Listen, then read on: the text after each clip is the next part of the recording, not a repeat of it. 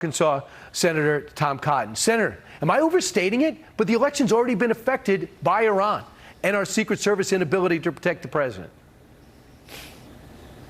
No, Brian, you're not overstating it at all. To me, it's a scandal of the highest order. You have Iran interfering with our elections, hacking into Donald Trump's campaign, trying to disseminate the information. At the same time, they're trying to kill him. I think it's a reasonable question to ask, why is that the case?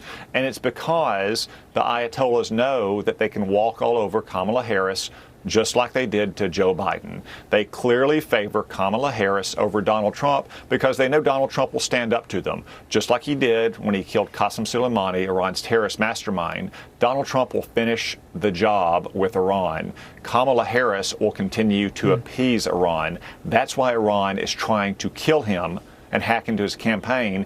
And what is the Biden administration doing about it? Nothing. They send out Merrick Garland and Tony Blinken, both of whom are impotent, just like their boss, to give some mealy-mouthed statement. What did Donald Trump say? That if this happened on his watch, he would blow the country and its city to smithereens. That's the kind of strong, clear, unequivocal message that an adversary like Iran needs to hear, and they're not hearing it from the Biden administration. You got this military background, too, but Eli Crane showed and went and studied both these sites.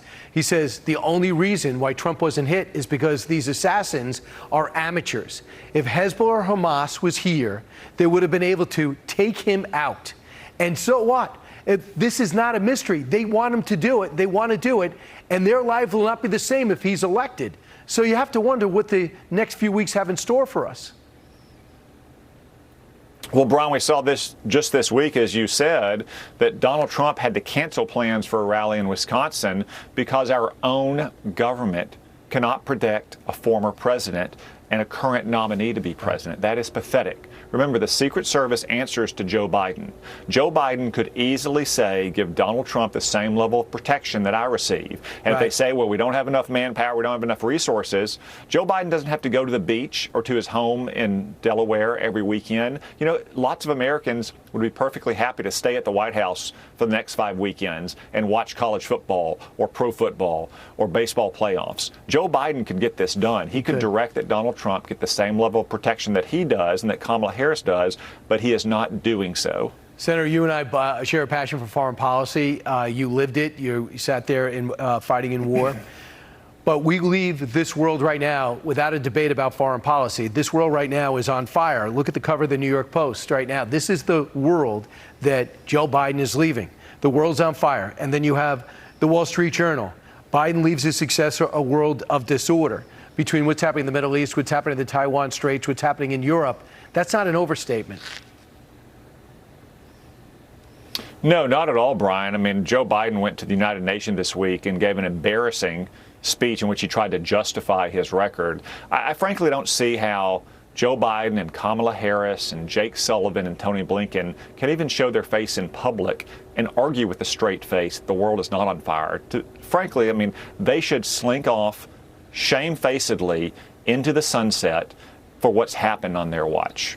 On Donald Trump's watch, and for that matter, presidents that came before him, you didn't have the largest land war in Europe since World War II. You didn't have the worst slaughter of Jews since the Holocaust. You didn't have China practicing invasions of Taiwan. This all happened on Joe Biden and Kamala Harris's watch. It's the worst administration on foreign policy since Jimmy Carter. Frankly, it makes Jimmy Carter look like Ronald Reagan.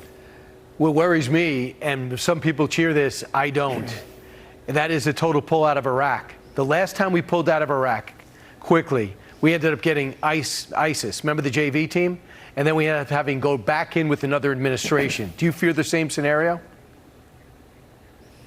Well, it's possible, Brian. It's more likely, given how weak that the Biden-Harris administration has been all along, to allow ISIS cells or militias that are backed by Iran to continue to strike our own troops without any retaliation in almost every case. So if we do take our troops out of Iraq, and we haven't destroyed a lot of this enemy war-making capability or their terrorist fighters, there is a real risk you see a resurgence of ISIS or any other terrorist group that rises up in that vacuum. It's exactly what happened, of course, when Joe Biden and Kamala Harris withdrew our troops from Afghanistan in such disastrous fashion. And he took a bow for it at in front of the General Assembly, said it was a great thing. 4 presidents tried to get out, and I did, yes. Embarrassed the country in the meantime. Senator Tom Cotton, thanks so much.